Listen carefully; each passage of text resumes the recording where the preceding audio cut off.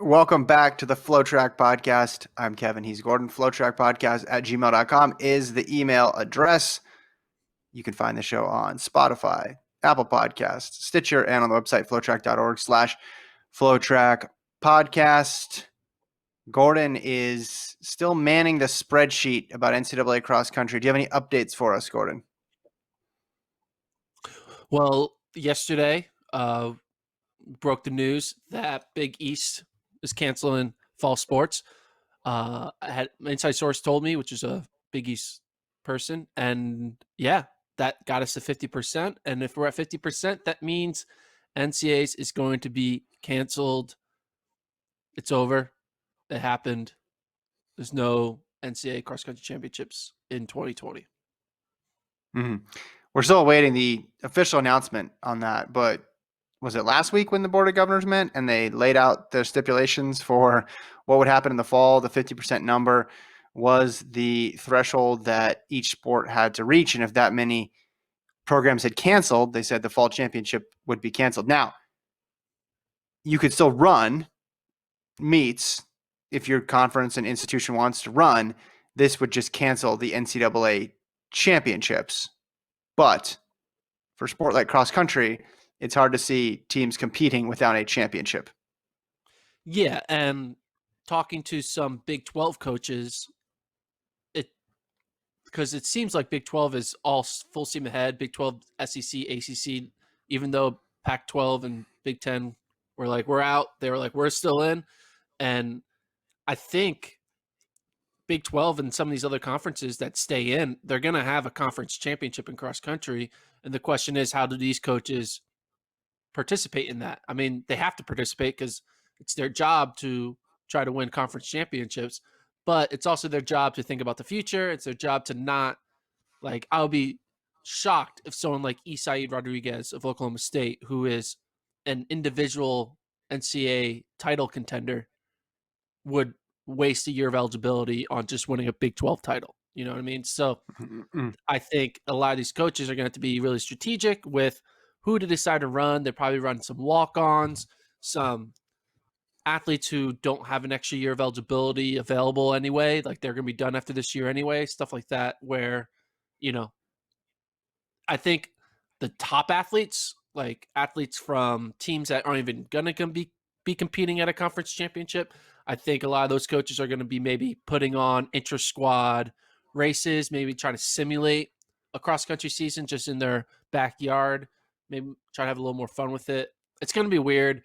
Um, but yeah, I guess once we get a little more knowledge of what conferences are still full steam ahead by September, we'll have a better chance of understanding like what the Oklahoma States, the Texas, Iowa States, what an Arkansas is going to do when they have this weird balancing act of don't waste a season of eligibility versus have to compete in a conference championship with no NCAA carrot afterwards. So it'll be interesting. Yeah. Yeah. And if you're just running a conference only season, that would mean if you wanted to schedule meets before your conference championship, you could only schedule them in conference, which for cross country is a strange phenomenon because you see these big, huge invitational meets. You don't typically see a 3 and 4 team meet except for maybe the first meet of the year where you have a lot of those walk-ons running or you have a lot of the runners that are outside your top 7. It would be a very strange situation to say the least. I thought it was notable.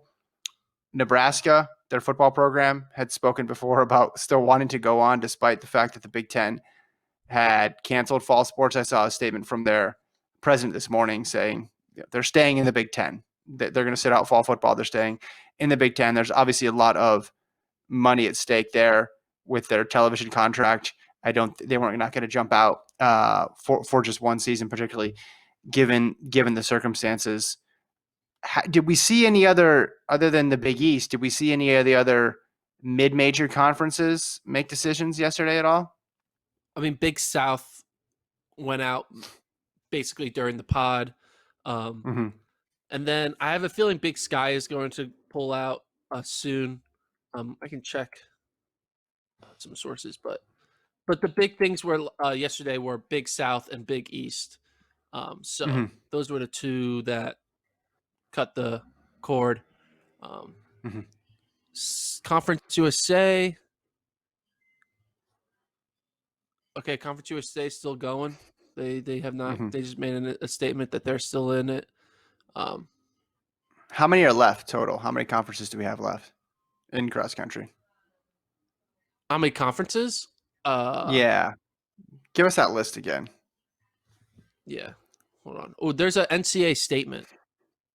Let me read this NCAA.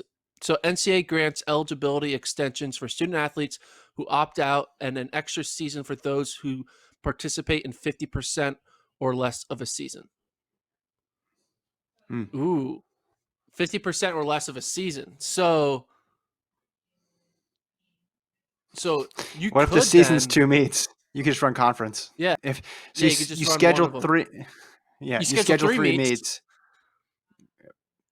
You have two dud meets after conferences, so you can have a conference championship, and then you have these two dud meets where no one runs, and therefore everyone gets eligibility back. Yeah. That isn't that just signaling is basically it's not a real. I mean, in no way, shape, or form is this going to be a real season because you could just get a do over Yeah. from it. Um, Yeah, I mean, that's not surprising that the NCAA made that statement. But yeah, the statement's still a little bit confusing because I'm not sure how it works. I remember talking to someone like, does this apply to only fifth years, or does it apply mm-hmm. to like if you're a redshirt sophomore, do you get a sixth year like by Yeah. like in year 2025 or whatever, or is it only for the people who are on the edge of leaving? Mm-hmm. I don't know, but yeah. So let me bring up the uh, conferences that are left. So American Conference, ACC, the military schools, Atlantic Sun, Big 12, Big Sky, Conference USA, Horizon, Missouri Valley, Ohio Valley, SEC, Southern, Southland, Sunbelt, WAC, and West Coast Conference. They're the Mm-hmm. ones who are still alive. But the Mm-hmm. total of all those schools is less than 50% of the total of NCAA. So therefore, they can't host their own NCAAs with just those schools. Mm-hmm. Okay. Yeah, we await a statement from the NCAA. I'm assuming you follow other sports closer than I do at the NCAA level, particularly tennis. I know you're a big collegiate tennis fan. I'm assuming if just kidding. I'm assuming if cross country hit 50%, that a lot of the other non football sports have also hit 50%. Correct? Because the Yeah. conferences aren't that much different. Yeah. I mean, yeah, they have a lot of. If we're at 50%, we're basically. I mean, cross country though. The only thing is, cross country is probably the biggest sport because of Title Hmm. IX. Everyone wants to have a women's cross country team, so and it's also cheap to do. So basically, a majority of all NCAA institutions are at least represented in cross country. So if Yeah. basically half of all institutions have already canceled, because if half of cross country is canceled, half of all institutions are canceled. So the only way that these other sports can stay under that 50% threshold is if it just happens to be that they're in a sport that only the 50% that are still alive care about, like I don't know if it's like Hmm. a regional type sport like equestrian or something like that. I don't know what's a weird Yeah. sport that would have a weird breakdown of geographic conferences, like if it's a sport that's only in the South, because a lot like Southland, Southern, SEC, they're all still Hmm. alive. So, but I don't know. I mean, I did see a tweet that like women's soccer has already crossed the 50% threshold, stuff like that. So Okay. Yeah. I would guess it's close, but yeah, it's weird with the way the conferences work from sport to sport and how many different sports are sponsored by which institutions. Because there are a lot of, I mean, how many colleges have water polo? How yeah. many colleges have squash? When Stanford cut all those sports, that was the first time I learned that some of those institutions sponsored sports like that. Like they had co-ed sailing and regular sailing. I did not know that there was sailing at the NCAA level. I knew there was crew, of course, because I watched The Social Network. Also, my sister rode crew, so I probably should have known that before I watched The Social Network. But that just confirmed that it was still happening. But I didn't know about sailing. I did not know about sailing. I was gonna say something derogatory towards people who do crew. My brother also did crew, but crew is the person that isn't a varsity athlete that gets recruited as a freshman. And they're like, hey, here's your chance to be a varsity athlete, and then everyone joins it. You know, Well, what's it's like the wild only is sport where they literally recruit after you get to campus. There's no like pre-campus recruiting. It's all like at the is that because there's freshman no is club that because there's fair. no high school crew? Is that why? Is there no high I school crew? I mean, I probably it is a big reason. Yeah, yeah. What you just described Mm. is exactly how my sister came to crew. So that's 100% accurate based on Yeah. my one sample size. I don't know Well, it about was the always weird Winklevi. because if you were an athlete, like a student athlete, and then all of a sudden, like you're the kid in your dorm who wasn't an athlete, like, wasn't there for like all of like the when you come like fall sports, like all the athletes are all on campus by themselves, so it's kind of cool. Like it's just like it's just the athletes are Cool there kids. for like the first 3 weeks before school, and then all of a sudden, like this kid who's like in your engineering class, who's in your dorm, is like, I'm an athlete too now. I was like, why? He's like, I joined athletes. I was like, you can't just like join sports. You have to like be like recruited or somehow. It's like, yeah, man, I went to the freshman fair and I'm on the crew now. I was like, what? All right. And I used to make fun This of is my a brother for it very too. So this is a very Johns Hopkins conversation, by the way. This is getting yeah. when I showed up in my engineering class and I was needling him about his crew participation. He's got very Johns Hopkins. Okay, so TBD on that. I'm sure you'll be glued to Twitter again today to figure out what's going on. And I think by next Monday, we'll have even more clarity about what the NCAA is going to decide to do. When was that? That other meeting was August, the end of August, right? When they kicked the can for the latest time. Well, I think the 24th or 26th, but basically Okay. they kicked the can to there. So they're in this 2 week period. All the schools cancel, and then they're going to look at all the schools they canceled. They'll look at my chart that I created for them, right? And be like, oh, Yeah. it's over 50%. Okay, it's over. And they can't be like responsible for canceling it because it's like, well, hey, we can't have a Conferences did it. championship. It's conference's fault, you know. So if you Yeah. if you want NCAAs, tell the conferences to come back.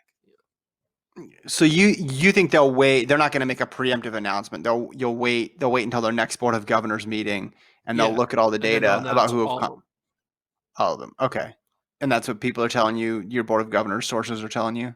The people inside No, the that's room that just you what talk I'm to. telling you. That's what I think makes most sense is that they're just Yeah. gonna let all the schools they'll see if soccer goes over 50%, if volleyball, if cross country, if all these are over 50%, and then be like, hey, all 10 of our Olympic sports are over 50%, so they're all canceled.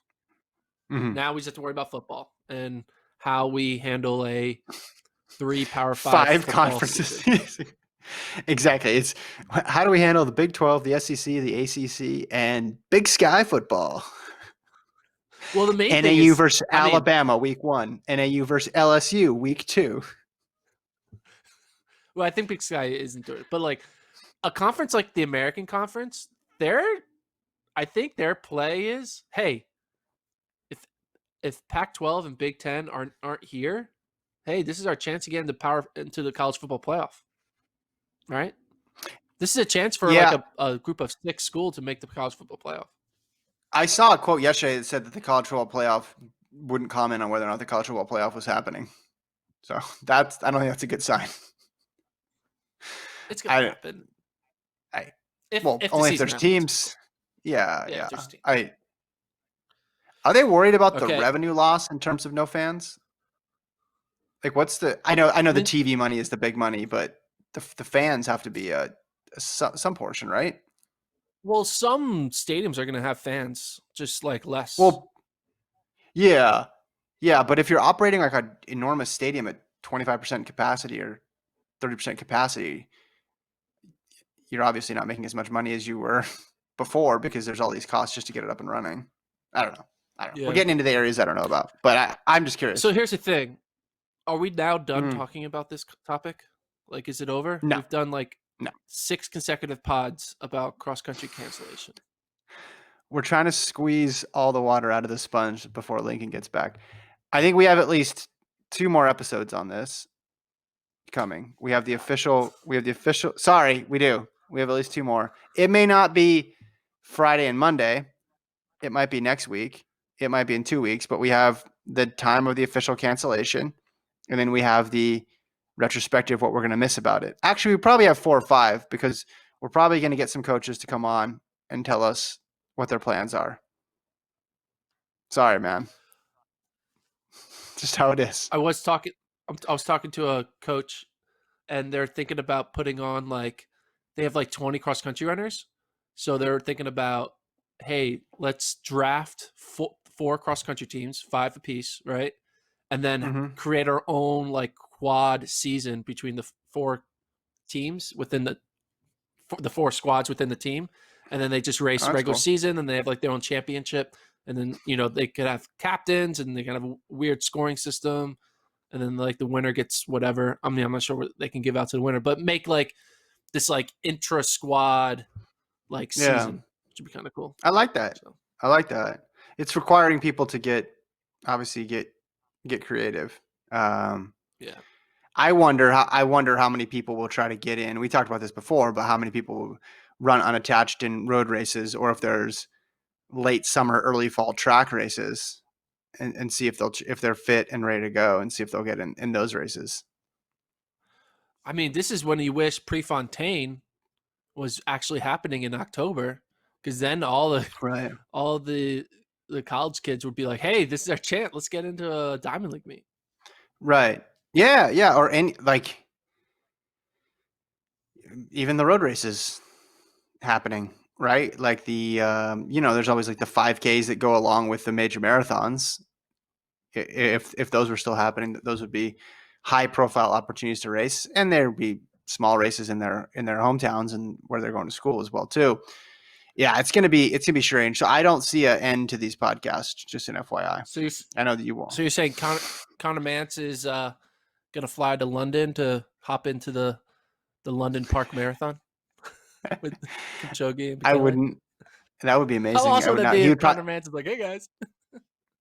was going to lead for about 10K. Oh, on the London Marathon, I had someone text me a question, and I want to know your thoughts of it.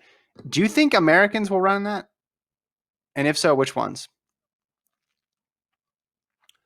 I mean, I said jokingly, hey, they should get Galen Rupp in it, right? He has nothing else to do. There's no Chicago for him to do. There's no New York. There's no he's itching, right? He was planning on running a marathon this week, right? That was his whole plan. Right? The Olympic marathon was supposed to be sometime. The Olympics. I thought you're yeah. I thought you're talking about Chicago. I was like, it's August, Gordon. No, in August. Yeah. There would have been sometime this week. So and if there's no road races, if rock and roll and all that stuff is shutting down some of the races, I don't know. You think, hey, why not? But I don't know. Mm-hmm. Maybe he doesn't want to deal with showing that he's not a 2 flat marathoner yet, and so running in 3rd place behind those 2 guys isn't really great for his reputation. I don't know though. That's what I thought with him. I don't know if he's going to go sign up to race Kipchoge. That would be a tough sell. But the person on the next tier down, somebody who has a lower profile, I was wondering if Jake Riley is going to try to get in that race, or Jared Ward, or Abdi, or someone like that. Or on the women's side, not Molly. I don't think Molly. I think Molly Huddle and Emily Sisson have transitioned back to focusing on the track, but I don't know, Linden, or I saw Hasse is running a road race in overseas. Let's see, what did I see? I saw that this morning. She's running a half marathon overseas. So maybe I don't know, but I don't know when the date is on that one. When are we, beginning of October, right? Is the October 3rd or 4th, I think it is. Yeah. So I was just wondering, because when someone asked, I said I didn't really think about that. All I thought about is Kipchoge, Bekele, and Bridget Kosgei. That's all I thought of. So something to keep an eye on. Are you ready to talk about the Diamond League? Yeah, I am ready. It's good meet. Do you think this could be the best meet of the year Start off with the bang, end with the bang. Yes. Yeah, it's funny. It's as if you look at them when you look at the Monaco start lists, it's as if the season's been completely normal because it looks like a Yeah. fairly typical Monaco start list. You have all the. Let me just run through this. I'll just do a quick once over the start list, and then we can zoom in. So, men's high hurdles. You have Holloway, Ortega, Andrew Pazzi, who's been on a hot streak right now. 800. You have Brazier, Hoppel, Ferguson, Rotich, Amel Tuca. In the women's 5,000, you have Sifan Hassan. The men's 400 hurdles, you have Carson Warholm. Men's 15, you have Timothy Chariot. You have Jakob Ingebrigtsen, Philip Ingebrigtsen, Craig Engels, Yomif Kajelka. That one's completely stacked. Women's 400, you have Wadeline Jonathans, who we talked about yesterday in the pod. Men's 5,000, Joshua Cheptegei going for a world record in that event, trying to get that 12:37 mark. And then men's 200, you have Noah Lyles. Women's 1,000, you have gold medalist Faith Kipyegon. You have Laura Mir. You have Halima Nakai, the 800-meter world champion, Jama Riki, and Raven Rogers. So this looks like a normal season Monaco meet to me. Yeah, there's some other people you even mentioned. You have Shannon Rowberry in the 5K, making a comeback there, and then you have in the what's it called? In the I just want in the 200 you have Guliev, who's a 2017 world champ. So correct. It's good. Yeah. What are you most looking forward to here out of all these events? Who are you most excited to see? I mean, I don't know who I'm. Well, I think who I'm most excited to see is not worth the A block of discussing this meet. Does that make Okay, sense? what event are you most excited to see? What event are you most excited to see then? Well, I don't want to say what I'm most excited to see because that's not what people want to hear about. I think people want to hear us talk about the men's 5K. That's not what I'm most excited to see, though. But we should talk about the world record attempt. Okay. Are you I was on? gonna say, who you, What are your thoughts? Do you think a world record is actually going to happen or actually within reach? No. Cheptegei, though, he runs 12:51 on the road. Now, granted, those were in super shoes, but he runs 12:51 on the road. So if someone runs 12:51 in a road 5K, you're thinking, well, maybe they can run 14 seconds faster on the track. That's not that much farther to 12:37. His 5,000 meter PR on the track is 12:57. So he'd need to cut off 20 additional seconds. I certainly think he's capable of getting a PR, and based on how good the field is, he can run under 12:50, but I don't see him cracking 12:40 in this race. Yeah, I just don't see that massive of a PR to go to from 12:57 on the track to the world record on the track. I mean, what was Bekele's personal best before he ran that time? Before you're saying what was Bekele's best before he ran the world record? Yeah.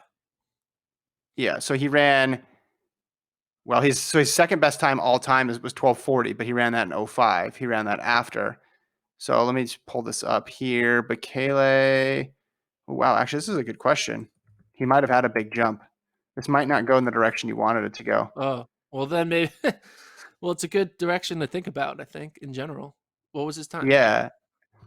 In 03, he ran a 12:52, and then in 04 he ran 12:37. But everything else is from Okay. 05, 06. He ran a 12:49 in 07. Yeah. So it's 52 to 37. Yes. Right. Yes. So 15 seconds. Mm-hmm. Yeah. And I guess maybe Cheptegei thinks like my road time is like what Bekele's track time was like. Sure, but we're also comparing Joshua Cheptegei to Kenenisa Bekele, and I don't know if we're there yet. In terms of, I mean, he won, got those global titles last year, which is great, but Bekele, one of the all-time greats in the sport. I could be proven wrong, but I think it's going to be very hard. Now, you could look at someone like Mohamed, who got within 10 seconds of Bekele's world record um, just a few weeks ago. And you can say, well, if he could do that, could Cheptegei be even quicker? Yes, but think about that. I mean, 10 seconds is a lot, first of all, for 47 to 37. And Mohamed's no slouch himself. And Mohamed did that in a race that was perfectly set up um, with the pacing and the conditions. I don't think we're going to get as ideal a setup in Monaco as we did in Portland for that time trial. One big reason is Joshua Cheptegei is not racing just with his teammates. He's racing a fully competitive field. Are there people on there that can keep the pace going? Yeah, there's several guys in here who have run low 13s or under 13 minutes, but this would be a massive leap up for Cheptegei. So I don't see him doing it, but let's recalibrate our expectations. If he cracks 1250, that's a huge performance for him. That is. Yeah. It's kind of interesting looking at. So Bekele, he broke 13 minutes 1, 2, 3 times in 2003. Mm-hmm. Then he broke it again. Is that indoor? No, it's not indoor. That is it. He ran 12:49 indoors. Oh my god. So he broke 13 1, 2, 3, 4 times before he ran the world record. Yeah. So because I was thinking, was Bekele like constantly a sub 13 guy, like consistently before he had the big breakout? But looks like most of his sub 13s came after his 12:37. Mm-hmm. So I think people don't run fast in the 5K. Like they don't slowly get like a little bit. They just make a big jump, kind of like what Mohamed did, right? He was just like, boom, Okay. I'm going to run a fast one right now. So it's not like you don't work your way down to your 5K PR when you're at this elite level. It's more you only get, it's like a flash in the pan type moment, right? Because typically you don't run 5Ks all out effort for all 12 and a half laps. So if this is Cheptegei's flash in the pan moment, then maybe he's in a sub 1250 area, but sub 1240, 1237, I don't know. Mm-hmm. But at the same time, I mean, Bekele, I guess, became relevant, like to think about, oh, he's fast when he ran the world record indoors, which was in 2004. But like before Bekele ran his 12:37, I mean, he was basically a similar time runner as what Cheptegei is, if we're being honest, right? Yeah, but it's just like different eras, though. Go ahead. Bekele got third at Worlds in 2003, and then in 2004 he breaks the world record. He was third. He was right. Like most of Bekele's legendary like career is post world record, if not all of it, which is kind of weird to think about, right? So you're saying that was the start of it, and so we shouldn't judge. I don't know, man. He had world cross country titles, short course and long course in 2002. Shut up. Oh my god. In 2003, he had a cross country short course and long course. I could go on and on with all of his cross country titles here. I don't know why you're not considering that. 03. Let's look at Bekele 03. What did Bekele do in 03? He ran 12:52 in Oslo, and then he got third at Worlds. Yeah, but that was the El Garouge. That was the El Garouge Kipchoge race, though. Still got third, man. At Worlds. That doesn't count, though. If you lose to El Garouge and Kipchoge, that's an aberration. Dude, they went 12:52, 12:52, 12:53 at Worlds. Fourth place, John Kibbewen. I feel bad for this guy, John Kibbewen. Fourth place at Worlds, 12:54, and you finished fourth to three of the greatest of all time. That's a tough break. I was just looking at Bekele's 10 fastest 5Ks. The average of that is 12:47, which is like what Mo did, right?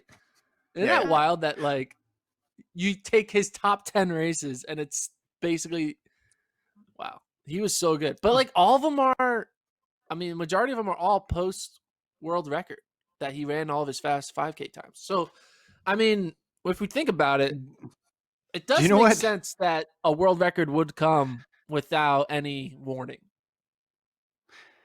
Just like we read Yes. Bekele.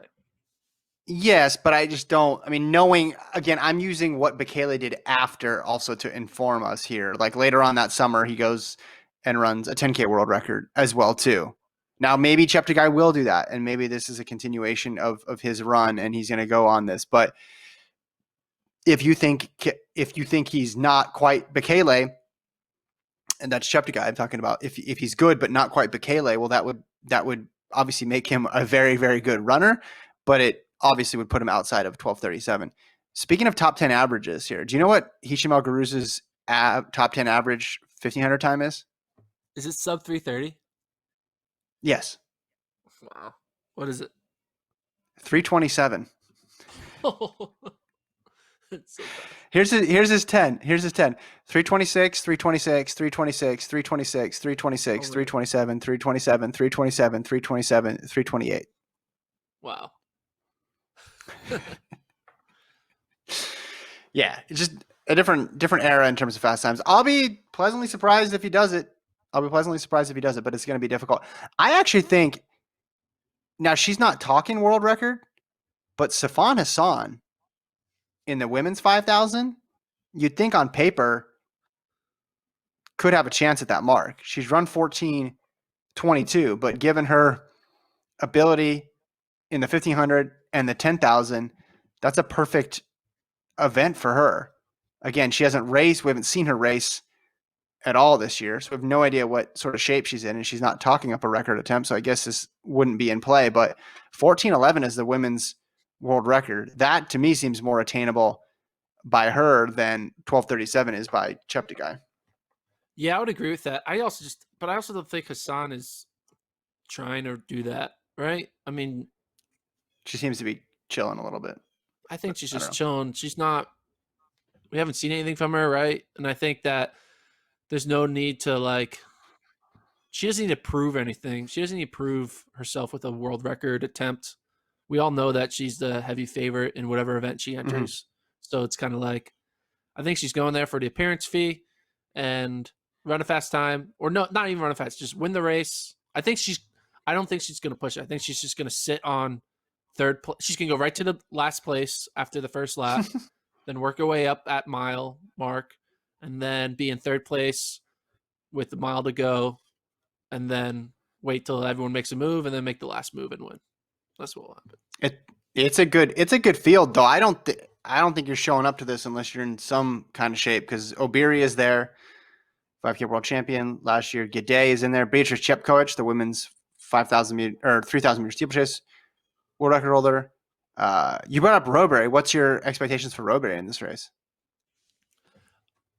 I mean, okay, if it's a fast race, I mean, she'll probably run 14:45, I bet. Mm-hmm. If I had to guess. If it's a slow race, Yeah. she'll run like 15:05. Mm-hmm. But I think she's like sub 14:50 ability based on running 8:40 and running 4:02. Like Mm-hmm. that's sub 14:50 in my opinion. Are you going to talk about the person you want to see now that we've already talked about the world record attempts, or no? Are you going to keep that hidden for a while? I'm gonna keep that hidden for a while. Listen to the Okay. pod all the way through, Lincoln Shrike, Okay. who hopefully listens to all of our pods. We definitely doesn't. I don't think he's listening to a single one. You want to talk about Brazier now? Yeah. Okay. So looking at the field, so I know you listen. So Marco Arop, who's in there, who's fellow SEC comrade, right? Mm-hmm. Mm-hmm. Donavan Brazier, Joseph Dang, Bryce Hoppel, though. And then Ferguson Rotich is good. Tuca. So Tuca, Rotich, Hoppel, and Brazier are like the big four. Mm-hmm. it's kind of like some tough competition, right, for Brazier. I mean, obviously Brazier is in a different category, but for him to go up against three other world championship caliber, world championship medalist caliber athletes, will be interesting Yeah. to see how it unfolds. I mean, I have no idea what type of shape Rotich is in. Tuca, I feel like is a wild card. He kind of came on the scene randomly, 4 or 5 years ago, and everyone was like, "Who's this Emil Tuca guy?" He was like the Boris Berrien of where I Bosnia don't even know what Herzegovina. country he's from. Yeah. Bosnia Herzegovina. Yeah. I guess the question is, Brazier jogged a 143. I assume this is going to have good pacing. I assume it's going to go out in 49, 50 low. So I think he's going to run another maybe 143 flat, 142 high. That's what I think. Mm-hmm. I could see him getting down to 142 mid. I know there's discussion about can he break his American record 142.3. I think that's pretty close, but it's definitely in the ballpark just how easy he looked running that 143. This is not the big friendly. This is Monaco. It's a faster track, better conditions, theoretically better pacing. So I could see him going faster, but still, he's only run a few races this year, and if one minor at that level, at that speed, if one minor thing is off, lose a couple tenths here, a couple tenths there, I wouldn't be shocked if he breaks his American record, but if he does that, man, you'd really want to see him run a full season. You say keep going, just keep running in Europe because you ran fast in this one. I think it's a runaway though. I think after the rabbit steps off, I think it's going to be all Brazier. It's going to look a lot like the World Championship final in Doha. Yeah, I agree with that. I am interested to see how Hoppel does. We haven't seen him yet make his 2020 debut. Yeah, I mean, imagine what time would Hoppel need to run for you to be like, oh shit. Man, after last year, you'd expect him to just be solid and always be there. And he had that long win streak. Yeah, we haven't seen him race since he won indoors in Albuquerque. 144.25 is what he ran in Doha last year. I mean, 143? Do you think he's thinking 143? I just have no idea what type of shape he's in. And I tend to believe once these Monaco invites went out, that was a big motivating factor because Monaco's not just a meet that you run just to run if you're a mid-distance runner. You know it's a good opportunity to go fast, and you know everybody's gonna be ready to go, and you don't want to get embarrassed out there. And you also want to take advantage of how quick that track is. So I could see Hoppel running very quick. I think obviously anything under 144.5, I think is a solid run for him because it's still close to his best time ever. But man, if Brazier gets going, he starts pulling people along. This is Bryce Hoppel fresh. When's the last time Bryce Hoppel's been fresh? He ran like 90 races last year. This must be so weird for him. Yeah, I know, right? He's normally running like random Kansas State dual meet 4x4s, right? So he's gonna get to the last 200. He's gonna say, "Oh, this is what my hamstrings feel like. This is cool." And then he runs 143. I'm not ruling anything out. I'm not ruling anything out based on what we've seen from everybody else on the mid distance scene this year and distance running this year. It's been really quick, so I could see him running something fast. This 1500 with Timothy Cheruiyot. Now, Timothy Cheruiyot, again, do you remember? Are you old enough to remember the Impossible Games? Oh, yeah, I am old enough to remember that. Do you remember what happened to poor Team Kenya there when they were racing virtually against Team Norway? I didn't watch it. I was at a McDonald's parking lot when it was happening, doing my podcasting. But I heard it was kind of not even conditions, and there was like a delay, and it was like weird, right? It wasn't like raining or something, and also at altitude. It was raining, altitude, wind, and they had to do it twice because according to Asbel Kiprop's Twitter, they counted the laps wrong the previous day, so they had to come back the next day and then do it again. That's his one appearance that we know about this year. I think he's ready to go. I think he's a little motivated. I think he's a little got a chip on his shoulder. So again, I think he's going to roll here. But we know how good Jakob Ingebrigtsen has been in the first part of the season. So there is a gulf there between first and second. Because right now, similar to the 800, where it's Brazier and everybody else, the 1500 last year was Chariot and then everybody else. Can somebody finally beat him? He's got a pretty big streak going here. Chariot, that is. He hasn't lost. You know, the last time Timothy Chariot has, like, I'm not counting this impossible games. I'm just not. Sorry. He has not lost since May 3rd, 2019. You know, that's not that long when you really think Okay, about it. When the entire 2020 there was like no races, so like he's basically been undefeated for like a season. You want another stat? Here's another stat. Yeah, this will impress you. Okay, I haven't finished a race since January 2020. You know, whatever. Basically, he went most of 2019 undefeated. All right, this is a better stat. All right, that's fine. That's fair. That's fair. You got on me about that. That wasn't the best stat. I'm sending an angry email to Elias Sports Bureau and ESPN Stats and Info. Here's a better stat. When's the last time he's finished outside of the top 3? So in essence, when's the last time he's had a bad race? How about this one? May 5th, 2017 is the last time he's finished outside of the top 3. No? Does that move the needle at all? Yes? No? 2018 was an off year, so like it's really only 2 seasons of that. He only got I'll explain it this way. Give me a number. Just don't give me dates. Give me like a total number of races he's gone in a row of finishing. That's a lot of counting. 3. That's a lot of counting. He only lost once in 2019. I'll tell you that. He only lost once in 2019, and he only lost twice in 2018. And both times it was second every single time. And then in 2017, obviously the beginning he finished 5th, and then there's a whole bunch of second or firsts, and then a couple seconds and a third sprinkled in. So I should have had the record. You're right. I should have had the record. I should say Timothy Chariot is 35-4 or something like that. But I don't have that.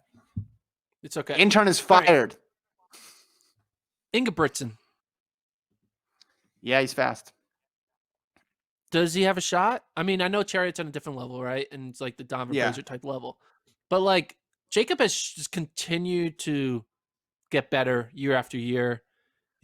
Mainly just because he's getting older, right? I mean, he's still 2021 now? I don't even know how old he is. But like, there's going to be a moment when Jacob has an opportunity to have I think there's going to be a time when Jacob is going to be the best in the world. And is that end of 2020, like right now? Is that 2021, or we have to wait till 2023 till he's the best in the world? Do you think? I think this is his chance. Any this signs? is his chance. Yeah. Okay. I think there's a 100% chance with the pandemic, the weird training schedule. I think Jacob has a great chance to win this race. I think he has a great chance, but go out and win. But sorry. But I also think that a win is not going to be a sign of necessarily a sea change in this event because of all those weird things you just said. Just because he wins, if he wins this one, that doesn't mean that he's now the favorite for 2021. I think we need to see more races from the both of them. Engels is in there. Any expectations for him? Kajelka as well. Okay, over under 6.5 place for Engels. Okay, so Chariot, Ingebrigtsen, Kajelka, it's 3. Lewandowski. You know what? I'm gonna go under. I'm gonna say 5th because he's been running races. And a lot of these other people haven't. The time trial setting, I don't think is his jam. I don't think that's his best form. Is time trials. Yeah, I take over. I think he finishes like 9th. It is wild. His PR is 334. You look at everybody else's PRs in this race. Yeah.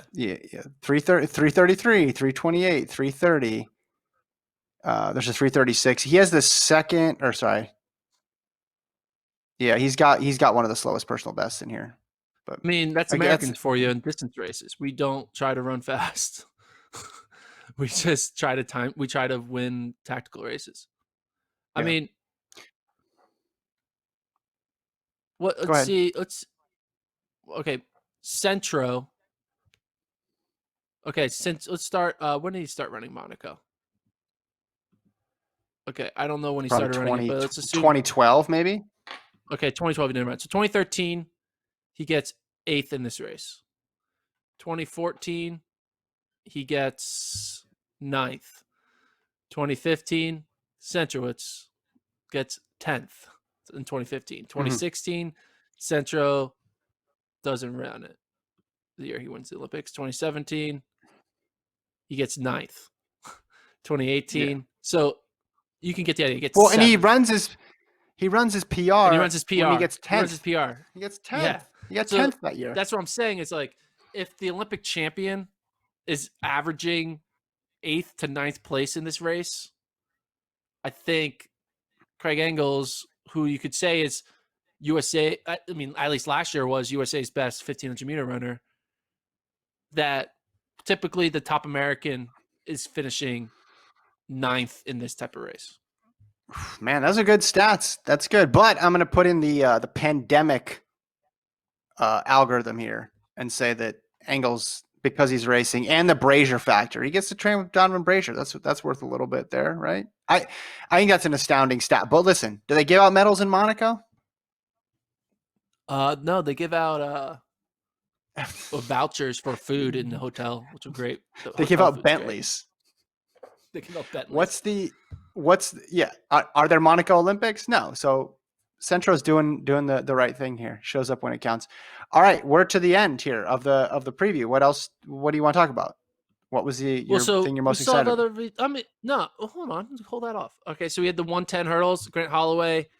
I'm excited to see he's running here. Should That's what probably. you're I excited to mean, see?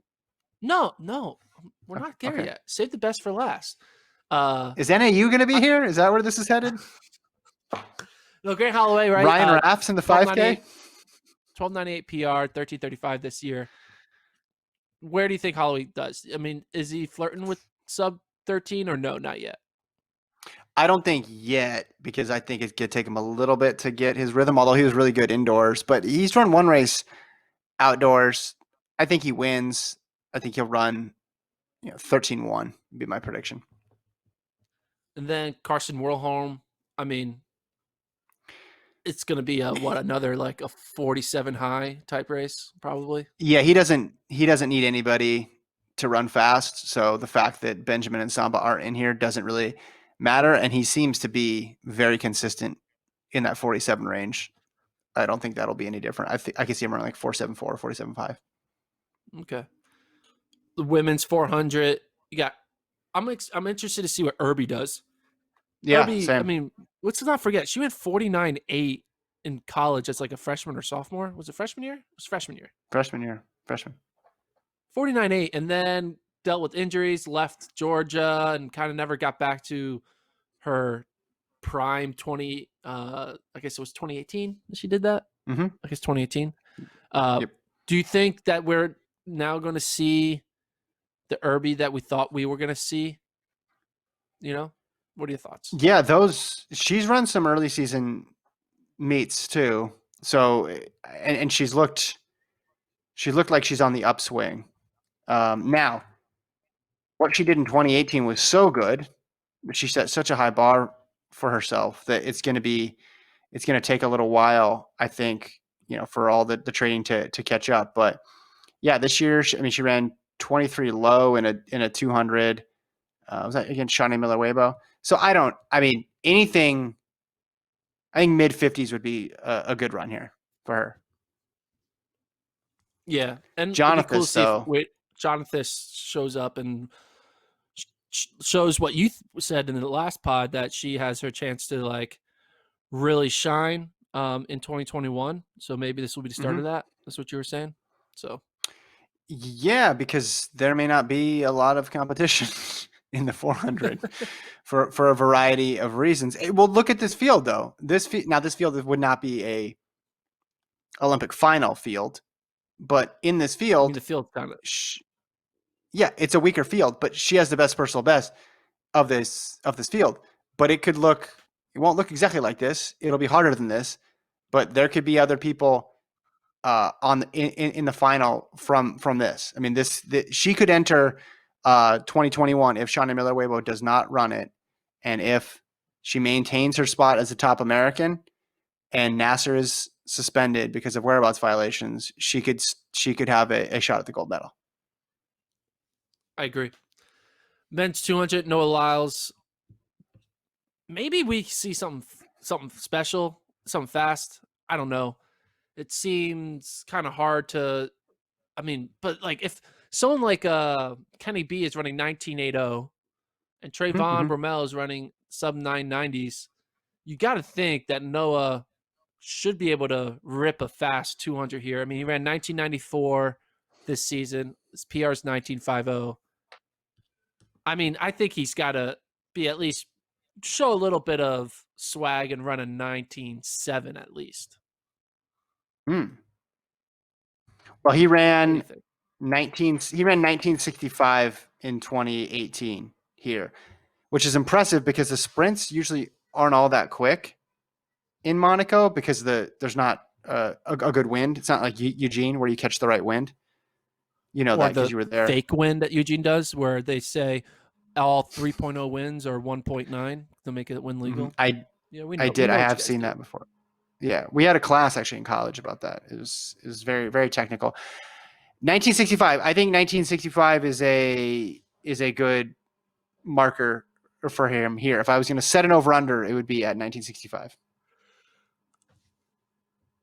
I would set the over under at 1973. Okay. I'll go under. Cool. For all those gambling out there. I think we'll see a night. I think we'll see. I think we'll see a 1970. I think I'll go under. I think he's motivated. He's ready to go. He's run a couple races. I think we'll see something quick. You got this women's 1K. Laura Muir's in it. You got a bunch of 800-meter runners in it. Faith Kipyegon's in it. So it's kind of hard to wrap your head around a fast 1K time, to be honest. Both on the men's and women's side, you're kind of like, what is that? You know. This is a great race. The only problem is it's a 1K. And I guess that's drawing in people from other events that make it that interesting. So I shouldn't be that upset about it. But you have Kipyegon, Muir, Nakai, Nanyando, Riki, and Rogers. That's top shelf right there. Those are all like Riki was on the come up this year, and because the season ended, we didn't get to see if she could have taken that all the way to an Olympic final. Rogers, silver medal. Nakai, gold medal. Muir in the mix every single time. Kipyegon, Olympic champion. It's a good field. It's a good field. The only problem is they're running a 1K. Yeah, I think Muir is going to be the favorite here. I'm interested to see what Rogers does because, I mean, she's like a 4.8 woman. So, I mean, it's kind of like what Pete Julian did to Donavan. He was a 4.8 runner, and he's like, well, you're running 1,500, buddy, and you're going to be good, and you're going to run 335s jogging backwards. So maybe this is Pete's way to get Rogers on the same type of design that Brazier's on. Can you imagine if Raven Rogers runs a 15, like goes out and just jogs like a 4 flat, like in a 1500? What's Raven Rogers' has she ever run a mile? I can't think of it. I'm bringing up her mile split profile. I have a feeling it'll be from high school. The definitive. I'll look and see if she did anything in college. I remember seeing her more in 800 was her most.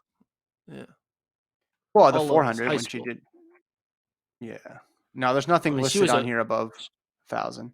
Yeah. No, this would be the farthest race she's ever run in her life. Yeah, she's only run max longest 800. Oh, I'm seeing 1,000 from 2020. I'm seeing 1,000 from this year though. When? Yeah. Boston. Where? New Balance Indoor, right? In Boston earlier this year. Okay. Showing 239. That was before the change though, right? Yeah. For the coaching change. I mean, this isn't as surprising as Emma Coburn never running a 5K, but it is a bit shocking that Raven Rogers has run a 200 and she has not run a 1,500. Yeah. So, I mean, what if in 2022 we're looking at Raven Rogers going up against Shelby Houlihan in a 1500? Who would have thought? Yeah. I mean, you almost think that's the way to if you're trying to program a way to beat Houlihan or Sifan Hassan the 1500, you almost have to come at it from that direction. You have to come at it from the 800 direction as opposed to the traditional means. Yeah, Same so with I'm Brazier. excited to see. Yeah, if Raven Rogers goes out there and runs like 35, I'm gonna be Mhm. like, oh shit, right? This is Is that when her. you'll be oh shit? This is her signaling like, hey, watch out! In like 2 years, I could be running a fast 1500. That's what I think. Do you think she has any desire to run a fast 1500? No, but neither does Brazier. But Brazier's is like crying running 335 in a jog. So not crying, you know what I mean? Like, oh man, I gotta do this. But like, they're so good. They're just talented, right? They're the best in the world, best in the US. And they just have never been told, hey, use these talents over 4 laps as opposed to 2. And it's like, hey, it also works in 4 laps, right? I mean, it's like when Centro goes out there and runs like a 13 flat 5K. You're like, Yeah. Centro's never run the 5K, and then he goes out there and runs 13 flats. You're like, okay. Speed is no joke. I mean, that's the reality of it. You look at someone like, Houlihan, right? When she was in high school and college, was doing a lot shorter races. Remember, like the stories about Laura Raisler in high school running the Oh, yeah. 100 and the 200. And then you just apply it to the next distance up, the next distance up. American record, by the way, in the 1,000, 231.80. World record 228.98. Yeah, I don't think she's going to do that, but I think if she runs under 235, we got to start thinking Raven Rogers in a 1500. When are we going to get that? We'll do it. We'll do a nice meet live and flow with Emma Coburn in a 5K, Raven Rogers in a 1500.